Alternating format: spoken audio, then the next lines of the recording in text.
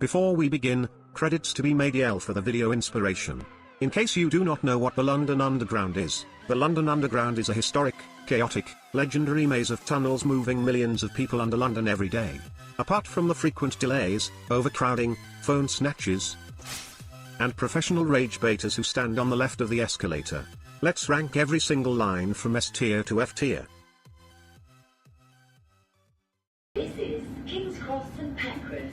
Metropolitan Line, aka the posh commuter cannon. The Metropolitan Line is 41 miles, 67 kilometers, long, running from Aldgate out to the leafy ends of Amersham, Chesham, Uxbridge, or Watford, via the celebrity guest list of King's Cross, St Pancras, Baker Street, Finchley Road, and Wembley Park. It's the fastest line on the network, when it feels like it, with fast and semi-fast services that make it feel like an express train cosplaying as the Underground. 1 minute you're in zone 1 inhaling brake dust, the next you're flying past fields in Buckinghamshire wondering if you accidentally boarded a Chiltern Railways service. Proper prestige postcode energy. And credit where it's due, it does a lot to soak up overcrowding, acting like a relief valve for the Jubilee and central London chaos. In theory, it's a commuter's dream. In reality, it's rammed. Absolutely sardines. You can't really enjoy it because you're too busy being folded into a stranger's armpit while pretending this is normal British life. Then there's Harrow on the Hill, the spiritual home of the driver changes that ages you. You watch the seconds of your life drip away while two drivers swap seats like they're doing a Formula 1 pit stop in slow motion. And somehow, this is the same workforce that goes on strike for operational efficiency. Cheers, lads. Southbound platform roulette is another classic. Two trains, same platform. No announcements, no clues, no mercy. You just have to vibe which one leaves first like you're on the chase. Tube edition. Pick wrong and you're standing there watching your life choices roll away without you. Rayners Lane is where time goes to waste, because the Piccadilly line trundles through like it's on a heritage steam timetable from 1892. You sit there staring into the abyss thinking, I could have walked this from Baker Street to Aldgate. It's basically shadowing the Circle and Hammersmith City lines like an annoying little sibling, which means if anything happens on the shared stretch like at Euston Square, congratulations, all three lines are now ruined at once. Pro tip: if you're interchanging between those lines, Great Portland Street is usually smoother than Baker Street. Less chaos, fewer tourists trying to locate Sherlock Holmes. Overall vibe: elite speed, elite reach, elite potential, regularly sabotaged by crowding, indecision, and operational fuss. Overall rating: B tier. It would be A tier if it stopped testing my patience and my personal space.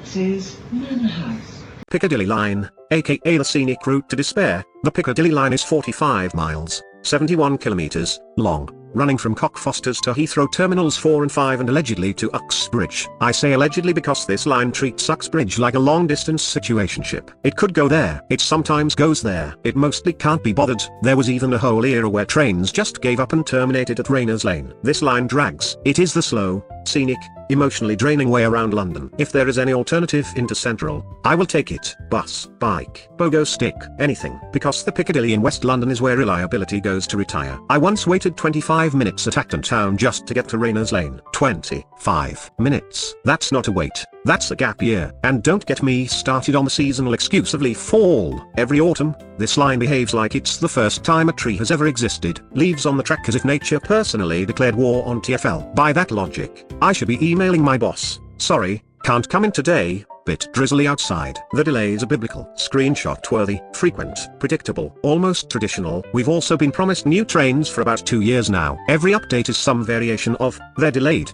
built wrong, being fixed, arriving soon, maybe, please hold. At least they'll be walk-through, so instead of being trapped in a metal box from 1973, we'll be trapped in a slightly longer metal box from this century. Speaking of 1973, the current trains are older than half the passengers' parents. They rattle, wheeze, and look like they've seen things, which they have. Since 1973, one time between Barons and Earls Court, we were stuck in the pitch black tunnel for over 20 minutes because of an incident at the next station. No signal, no air, no updates, just darkness, body heat, and silent British suffering. I was already late thanks to signal chaos on the Metropolitan, which is how I ended up on this line in the first place. Emotional damage compounding. To be fair, very fair, tiny fair, it does connect Acton Town and Hammersmith quickly, and it goes to Heathrow, which is useful. But imagine landing in the UK for the first time and this is your introduction to London transport. You'd think the whole country runs on apology emails and delays. Thank God the Elizabeth line exists to save our international reputation. Public service announcement: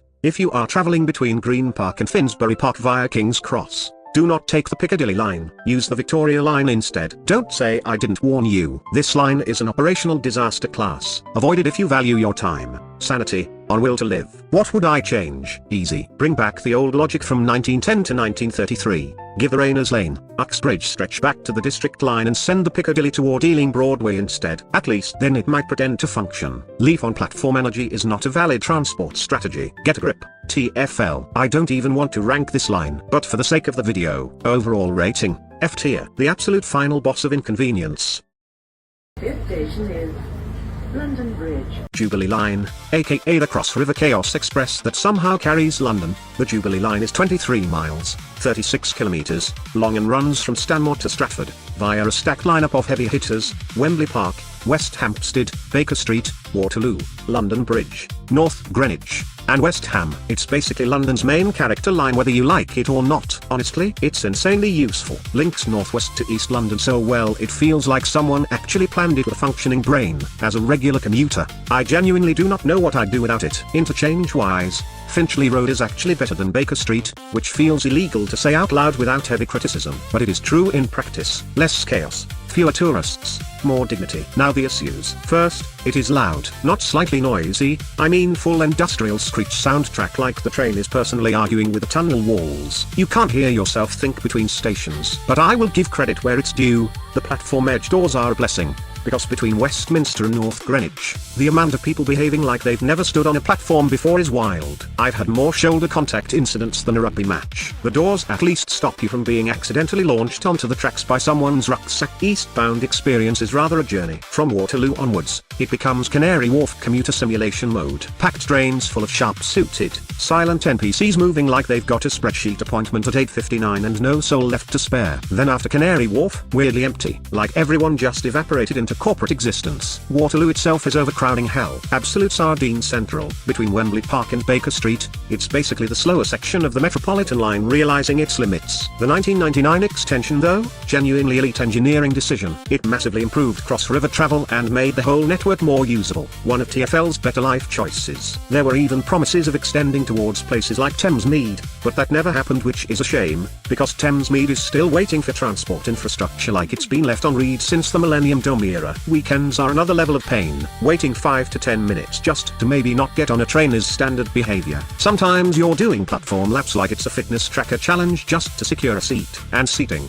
good luck. Being tall on this line means you either sit down immediately like it's a survival instinct, or stand awkwardly in the middle aisle while being used as a human co-track the side spots. Forget it, you'll be folded, which is inconsiderate when all the short people see this and decide not to move down or swap places. They knowingly stare at you and act as if you don't exist or care. Peak hours are just a mixture of prams, crying kids, people pressing into you from every angle, and the occasional please move down inside the train announcement that nobody obeys. Overcrowding is not a feature, it's a personality trait. One disruption and the whole line collapses like a house of cards. Cross-river dependency means everything is connected to everything else. So one small issue turns into network-wide chaos in seconds. There was even that Charing Cross incident in 2023 where a drive mistake caused confusion and service disruption on its old branch. Just another day in Jubilee Land. Southwark Station is also pointless. The distance to Waterloo feels like a philosophical exercise in why did they build this here? Why change for Waterloo East, when you can just do that at London Bridge? And yes, there are moments of chaos where people try to board packed trains anyway, which is peak London behavior. No space, no shame, full commitment. Still, despite all of that, it works. And it works well. It's fast, it's modern, it connects key zones, and it basically holds a huge chunk of London together by sheer determination and electrical engineering. What would I improve? Mainly, more frequency at weekends, better crowd control at peak stations, and maybe a gentle reminder that personal space exists. But overall rating, S tier. Chaotic, loud, overcrowded, but absolutely essential and elite planning. This station is Bank. Northern Line, aka the chaotic spine of London that somehow holds everything together. The Northern Line is 36 miles, 58 kilometers, long and runs from Edgware and High Barnet in the north down to Morden and Battersea Power Station in the south, via basically every important place in London: Brent Cross, Finchley Central, Hampstead, Camden Town, Euston, King's Cross, Charing Cross, Bank, Waterloo, London Bridge, Elephant and Castle, Kennington, Clapham Common, Balham, and finally Battersea Power Station. It's not even a line at this point, it's a full London itinerary disguised as transport. It's honestly ridiculous how useful it is. It goes everywhere, especially with its two central branches, Bank versus Charing Cross, which is either genius design or psychological warfare depending on your mood. Still, it remains one of the most essential north-south routes in the entire network. Also slightly funny that it's called the Northern Line when half of it is deep in South London, like it pays rent there. Service-wise, it's very frequent, properly reliable most of the time, and even has the night tube, which is just London's way of saying we refuse to let you escape the city after dark. The trains are generally nicer and more spacious compared to some other lines, though they could still use a proper refurbishment. You can tell they've been upgraded, but also that they've seen things. Now the branches. This is where it gets mildly confusing.